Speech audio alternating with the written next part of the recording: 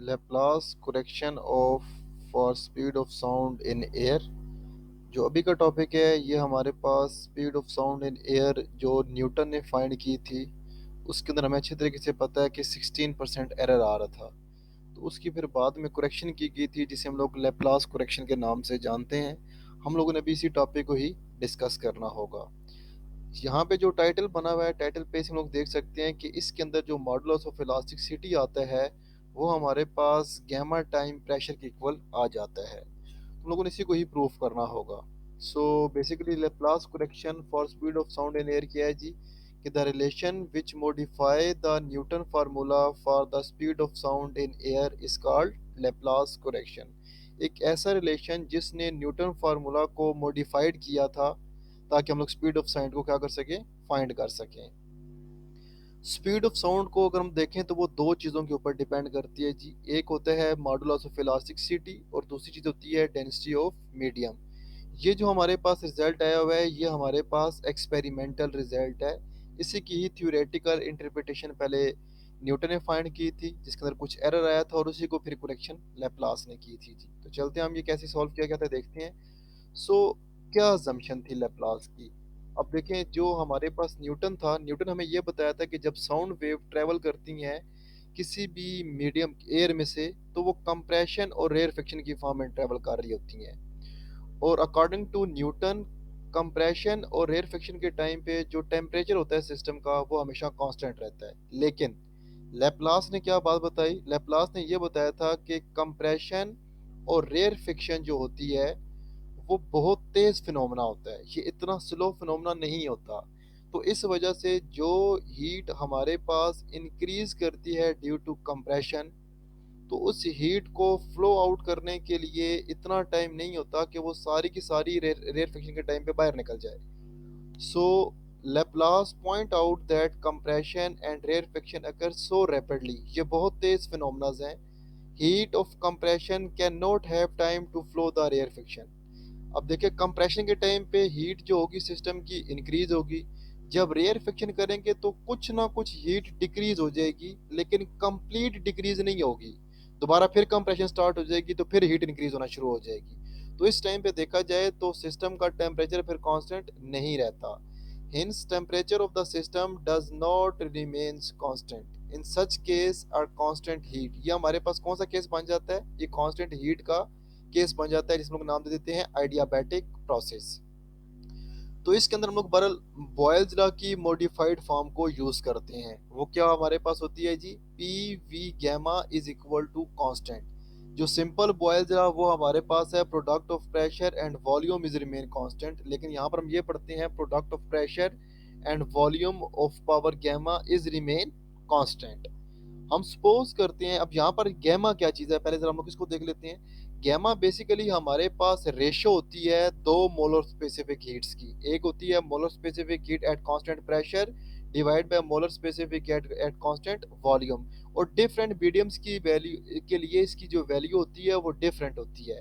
अगर हम लोग एयर की बात करते हैं क्योंकि यहाँ पर हमारे पास जो स्पीड ऑफ साउंड हम लोग एयर में फाइंड करना चाहते हैं तो एयर के लिए इसकी वैल्यू जो है वो 1.4 के इक्वल होती है जो कि हम लोग आगे जाके यूज भी करेंगे। तो पर हम लोग इसको सॉल्व करते हैं। अगेन हम लोग सपोज करते हैं जी कि हमारे पास सिस्टम का प्रेशर बिफोर कंप्रेशन जो है वो पी की इक्वल था और जो उसका वॉल्यूम है वो वी की इक्वल था। जब उसके अंदर कंप्रेशन प्रोड्यूस हो जाएगी तो उस टाइम जो उसका प्रेशर है वो इंक्रीज कर जाएगा और जो उसका वॉल्यूम है वो डिक्रीज कर जाएगा। तो pressure after applying the compression जो है वो पी प्लस डेल्टा पी हो जाता है और जो वॉल्यूम है वो वी माइनस डेल्टा वी के इक्वल हो जाता है।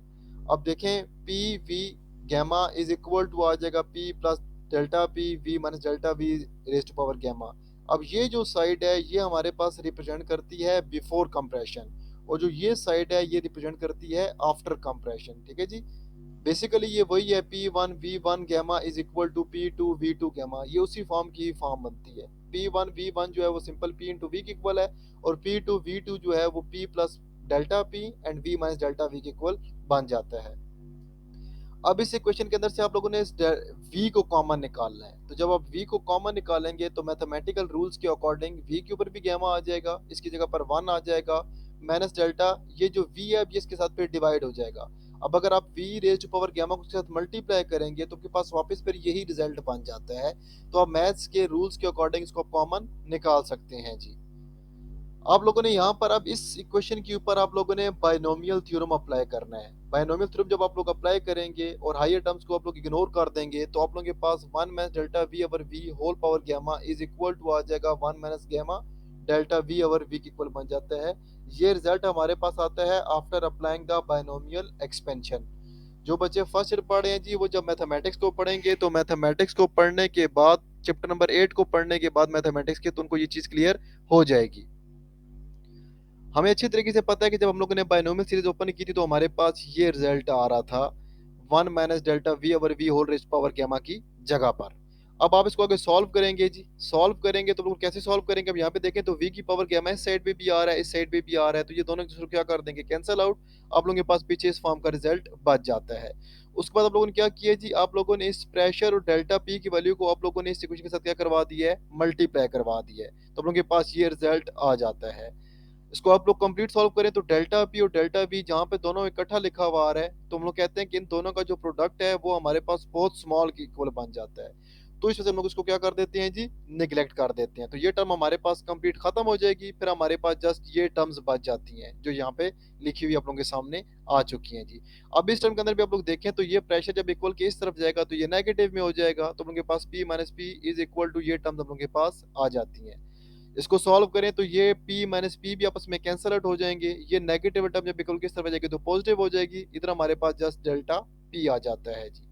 ये डेल्टा v ओवर v को आप लोग जाकर इस साइड पे डिवाइड करवा देंगे तो आप लोगों के पास रिजल्ट क्या बन जाएगा, or P is equal to delta p divide by delta v over v बन जाता है। अब मेरे बेटा इस जगह पर जो delta p divide by delta over v है ये e के इक्वल बन जाता है, मॉडुलस ऑफ इलास्टिसिटी के इक्वल बन जाता है। कैसे बनता है जी, क्योंकि हमें पता है डेल्टा पी जो है ये रिप्रेजेंट करता है प्रेशर को, और प्रेशर बेसिकली इक्वल टू होता है स्ट्रेस के। नीचे जो लिखा हुआ है डेल्टा वी ओवर वी ये रिप्रेजेंट करता है स्ट्रेन को। स्ट्रेस ओवर स्ट्रेन जो टोटल पर हमारे पास बन जाएगा तो ये हमारे पास बन जाएगा मॉडुलस ऑफ इलास्टिसिटी ई के इक्वल बन जाता है जी। तो आप लोगों के पास फिर ई किसके इक्वल बन जाता है, आर पी। आप लोग इसकी जगह पे क्या पुट कर देंगे, यहाँ पर ई पुट कर देंगे तो ई इज इक्वल टू आ जाएगा गैमा इनटू पी के इक्वल। अब हमें speed of sound in air जो कि हमारे पास एक्सपेरिमेंटली आया हुआ है, हम लोगों ने स्टार्ट में देखा है, वो ई ओवर रो के इक्वल होता है। अब इस ई की जगह पर आप इसकी ये वैल्यू पुट कर देंगे आर इंटू पी, तो हम लोगों के पास वी इज इक्वल टू आ जाएगा आर पी ओवर रो के इक्वल बन जाता है। इस क्वेश्चन के अंदर वैल्यूज पुट कर लें, प्रेशर की भी, डेंसिटी की जो ऑलरेडी आप लोगों ने पीछे फाइंड की हुई है। प्रेशर हमें अच्छे तरीके से पता है जो एस टी पी के ऊपर होता है, डेंसिटी की वैल्यू भी हमें अच्छी तरीके से पता है, और गैमा 1.41 की इक्वल होता है जो कि आप लोगों को स्टार्ट में बता चुका हूँ। तो आप लोगों के पास v इज इक्वल टू आ जाएगा 332.7 मीटर पर सेकंड। जो एक्सपेरिमेंटल रिजल्ट था वो 333 मीटर पर सेकंड बन जाता है। तो ये उससे बड़ा ही क्लोज मैच कर जाता है जी। तो यही हमारे पास speed of sound in air आ जाती है। तो यही हमारे पास लेप्लास करेक्शन भी थी।